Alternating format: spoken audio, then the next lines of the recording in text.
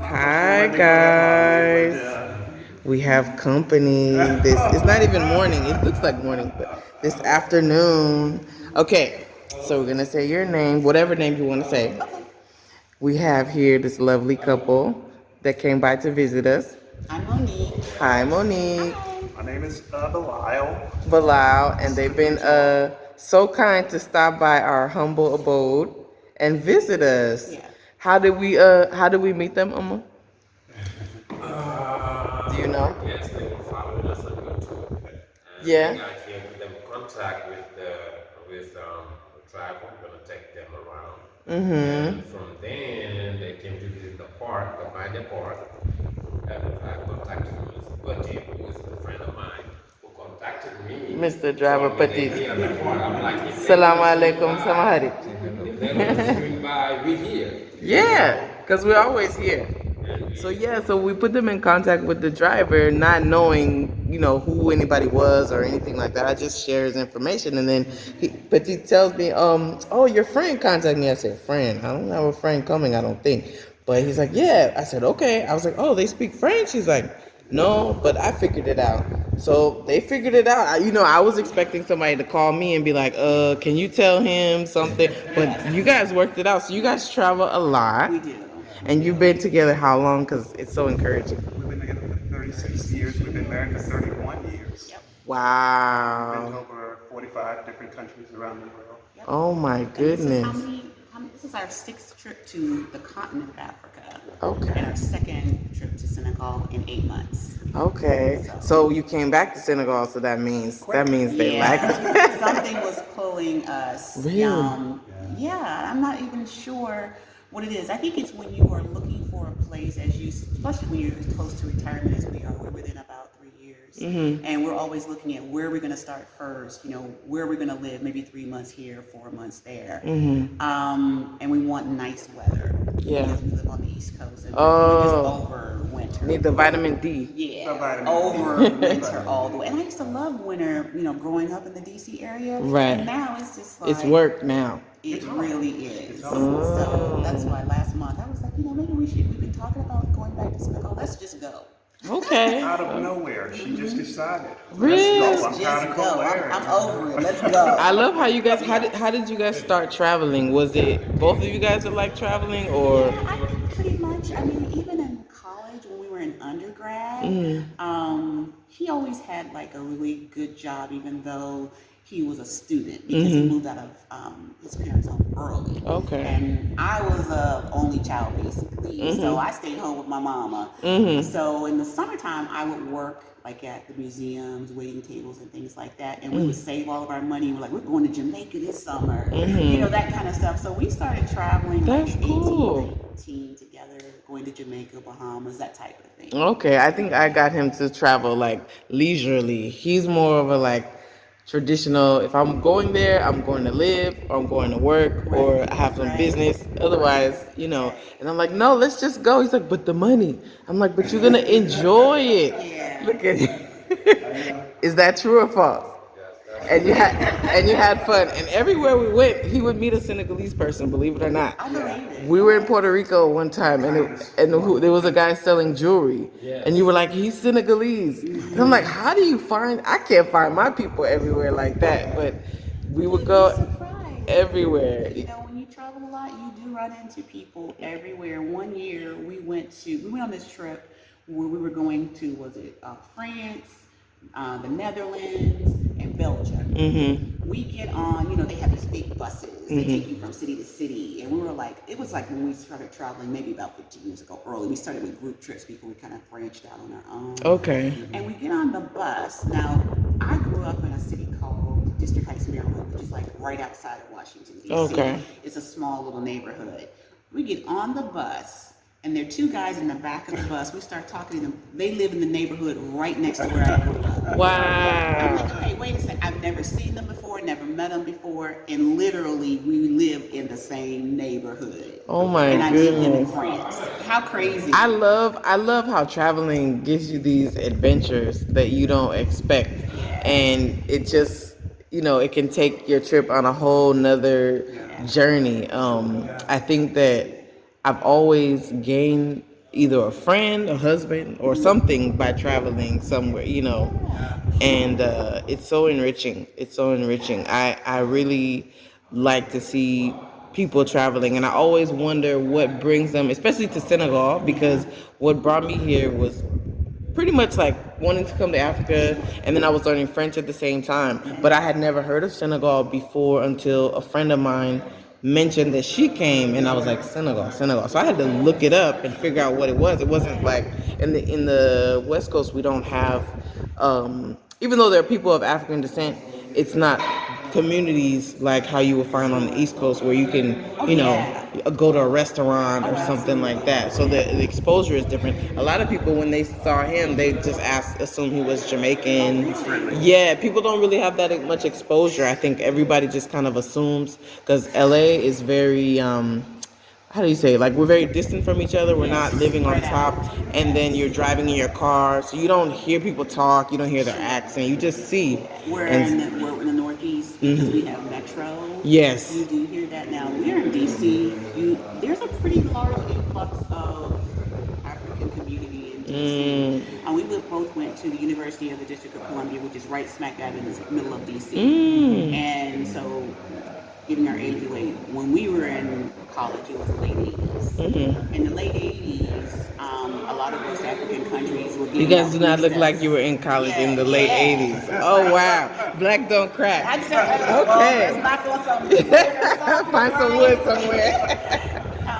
And we had people in our school that were from Nigeria, South Africa, Senegal, everywhere. I mean, the 80s was when a lot of people were coming. They were like big free open visas. And also the 80s. True, The currency, like in Nigeria, was actually a higher conversion the dollar. rate than the pound.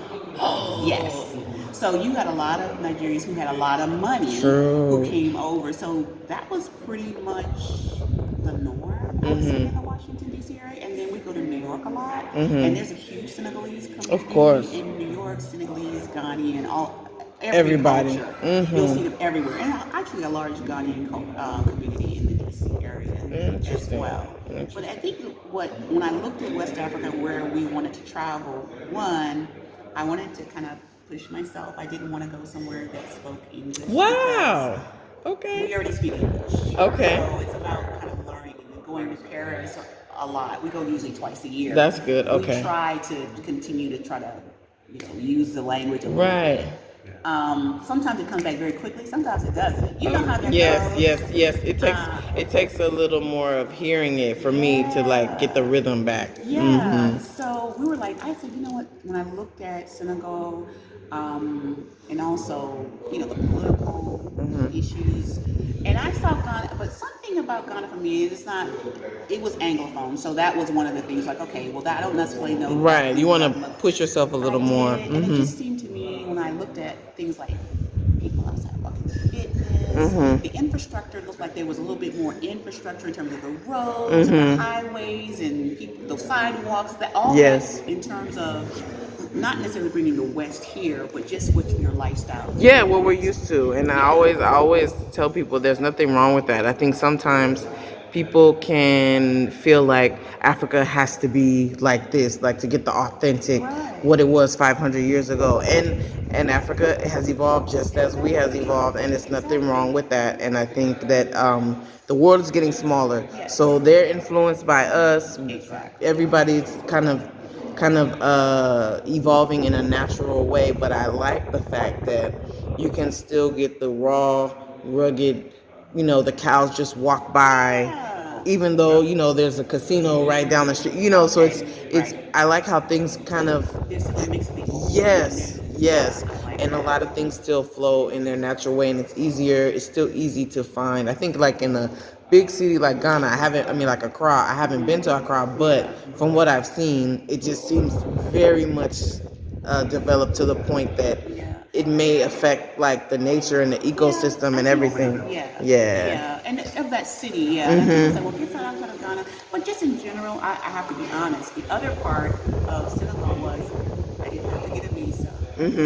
I didn't have to go through that process. All I had to do was pack my bag and get on the airplane. Yes. And to me, ease is everything. I am not about complicated lifestyles. I want to be able to come and go when I want. Yeah, there are some countries I've had to travel that I traveled to I wanted to see, so I had to get a visa, and I went through that process. Right. But it was pre Everything. pandemic. And now when we came in the summer, pretty straightforward. We even got a letter from our host to make sure it was okay, because I think it was sort of like people coming for tourism wasn't the best last summer, so we made sure we had it. And we looked at some places. Oh yeah, last summer was 2021. I keep forgetting this is 2022 now. Yeah. Yeah. So we did. We looked at some land.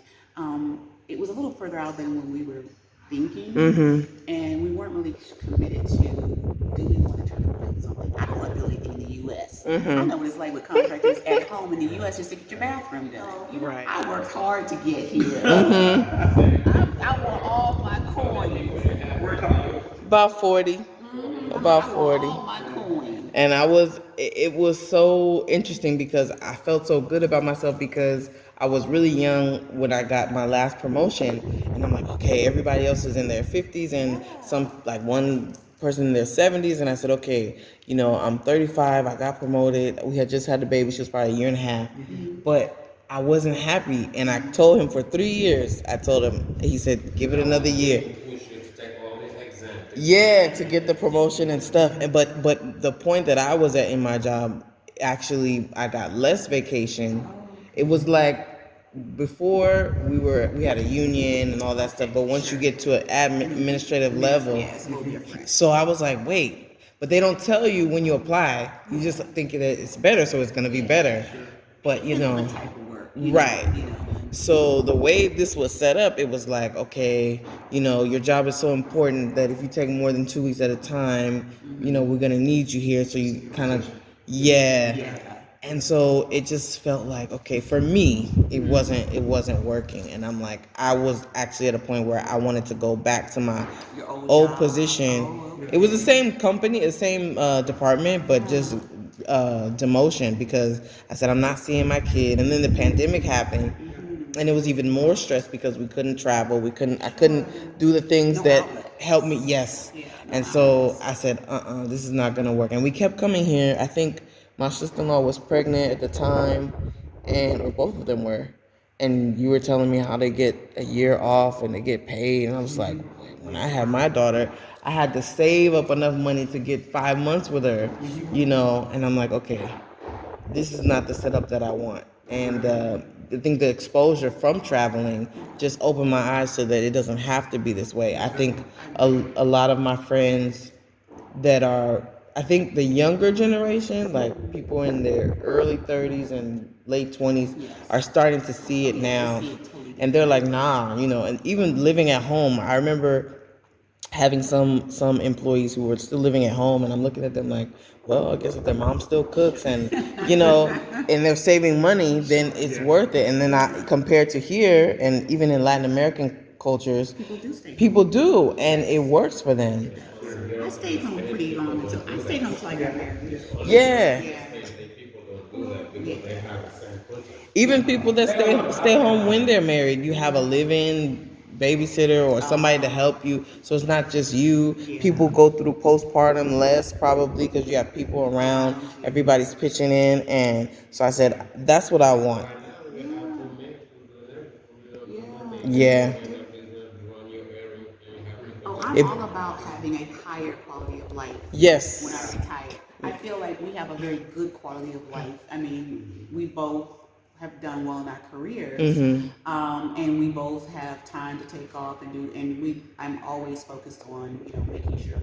I work in human resources, and particularly I'm a benefits person Mm-hmm. over the benefits group for the agency, and in Okay. that capacity, one of my biggest programs is our work-life balance program. Nice. And it's interesting to see how much I've in the past had to kind of fight and push and prod, Yes. and then 2020 hit, and all of a sudden we're out at the front of everybody else. Where before everything was always about recruitment and staffing. So there were a lot of challenges in those years, but it was really nice to see that people now understand. They value that more. Yes, and how important it is. And I do think that there's sort of, it's coming full circle. Because you take off work and people look at you sideways because, oh, you didn't get your daycare situation, Right. or you're not responsible, or you were Right. sick. Are you really sick? Right. And it's just like, Right. you feel so much pressure, even though on paper it'll say, yeah, you have your time, you have your wellness break, but when you have a wellness break and they call paging you like, okay, we have a meeting or we have this, it just sends you the mixed messaging. And I think that, And I've had positions like that yeah. in the past. And it's just sort of evolved. And sometimes it's about, you do transition sometimes from one. I stayed within a certain sector, but I Right. transitioned because some just were not as No, beneficial and as you others. deserve to be happy. I think before people, or even now, people feel like with a job you have to be grateful that you have a job because you have bills. And I think that debt that you were talking about is what keeps people trapped in something that they really didn't. They're not as fulfilled, and I like the fact that during the pandemic a lot of people were forced to let go of some things to see what else is out there and try something. That's why we're here, because we actually had time to think about outside the box. Essential workers, but in the meantime, we have time to relax because we didn't have any more stuff to do after work. So it gave us time to think. More time to think. The more you dig your brain, the more you find solutions, and your eyes start opening up about all the stuff that you didn't see before. Right. Mm-hmm. And I think folks are starting to put themselves first. Yes. We've seen the worst of life over the last couple of years. And rather than to be in a negative situation with your employer, you would just rather do something else with your life. Yes. So even though we've done well, we're looking for a better quality of life. We don't want the stress of the States. Tomorrow's We don't want not the promised.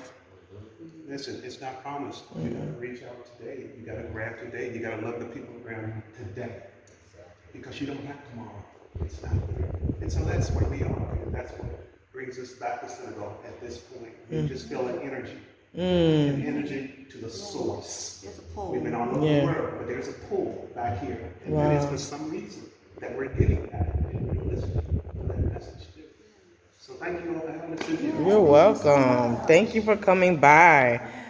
All right, Yes, Senegal. we're gonna hang out some more. To New York. 7 hours. Black people, we the coolest, we the baddest, we the flyest, we the realest. I love y'all. Peace.